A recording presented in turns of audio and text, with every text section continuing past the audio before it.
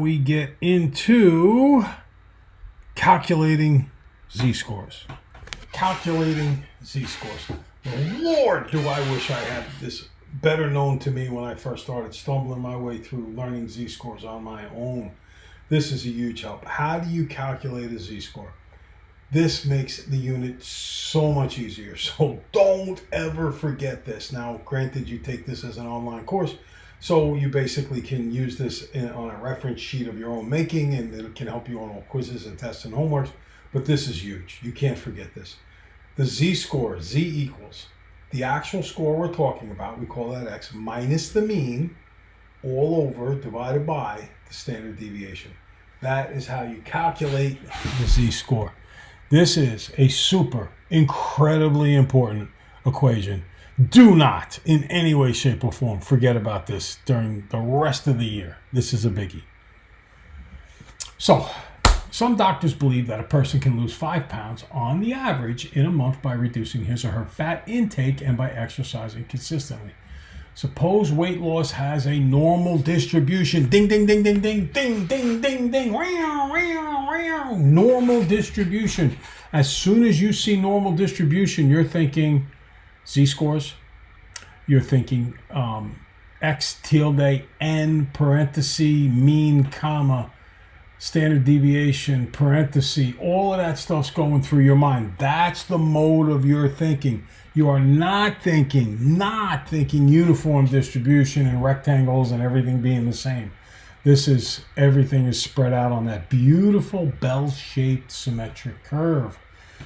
So let x equal the amount of weight lost in pounds by a person in a month. Use the standard deviation of 2 pounds. So here's that notation. Ready?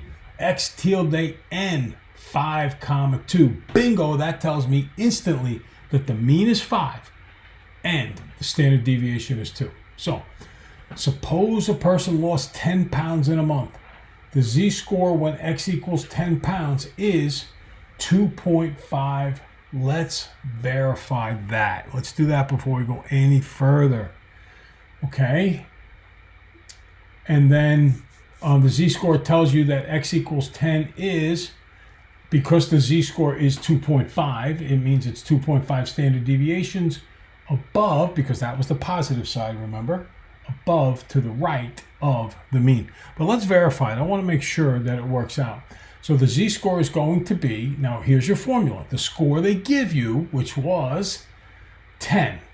Here it is, 10 pounds. So we plug in the weight or the score they give you, 10, minus the mean. The mean is right here, n 5, 2. 5 is the mean.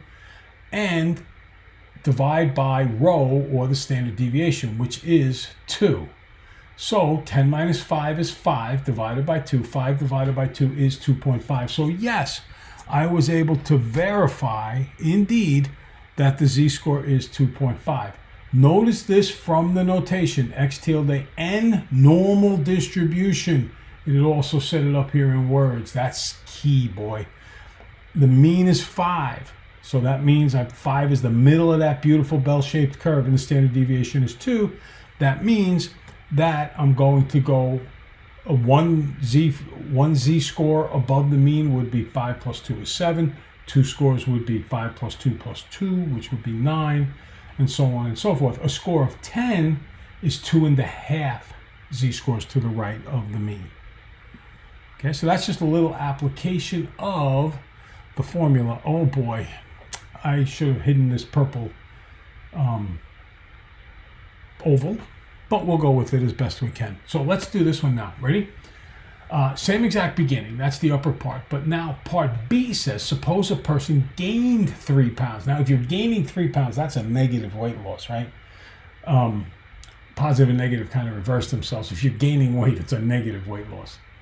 Then z is equal to, and this z-score tells you that x equals negative 3 is. All right, so let's figure out first what the z-score is, okay? So a little reminder about the notation, x tilde n for normal, 5, 2 means the mean is 5 and the standard deviation is 2.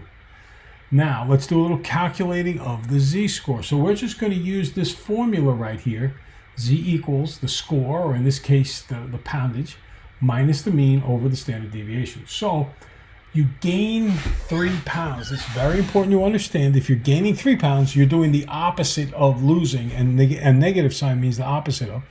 So you actually lose -3. If you gain 3, you lose -3. So there's the -3. And then I have to subtract the mean. We just said the mean was 5. So -3 minus 5 over 2 is -8 over 2. And that becomes -4. Okay? So that tells you that an X score of -3 is 4 standard deviations below or to the left of the mean. Okay? So the calculating of the z-score is pretty easy. We just plug it in the formula. The only tricky part here is realizing if you gain weight, it's actually a negative number. Okay? So -3 minus 5 is -8 divided by 2 is -4. And x equals -3 is going to be, because of this -4 here, it's going to be 4 standard deviations to the left of the mean. A little awkward on that one because of the negatives, but I think you get the idea. Okay, the -4 that's what tells you it's 4 standard deviations to the left. Okay, let's try another one. Some doctors believe a person can lose 5 pounds. Same setup as before, same formula as before, okay? Suppose the random variables x and y have the following distributions. Now here's the one for x. X tilde n, that means, okay, normal distribution, I'm with you here, 5, 6. Okay, well that means that the mean is 5 and the standard deviation is 6. Y tilde n has, okay, the mean is 2 and the standard deviation is 1. It says if x is 17, then z works out to be 2. It says it was previously shown, but I'm going to verify it by using the formula with you. Then it says if y equals 4, what is the z-score for that? Okay, I don't want you to just think of z as a variable. When it's saying z, it's saying the z-score. Okay? All right, so first let's verify that if x is 17, z is 2. So let's verify x. Here you go. The z-score is the x score, which is 17, minus the mean, which is 5, divided by the standard deviation, which is 6. 17 minus 5 is 12, divided by 6 is 2. So yes, if the x score is 17, the z-score is 2. Now, what about with y? With y, let's calculate that. Again, we're using the same formula that's so helpful. The z-score is the score we're talking about, which in this problem is actually a y, minus the mean over the standard deviation. And again, you get to use that formula all the time. You don't have to commit it to memory. So the z-score is 4, okay, because it says if y equals 4, this particular score 4, minus the mean, here's the notation, right, n 2, 1, so the mean is 2, divided by the standard deviation, which is 1. And 4 minus 2 is 2 over 1. Standard deviation is 1 because it's the second part in the parenthesis there, and I get 2. So y works out to be 2. Okay?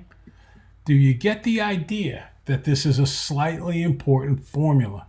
Yeah, I think it's a very important formula. So, calculating z-scores using that formula. We'll do a bunch more of it today, but that's enough for this video for now.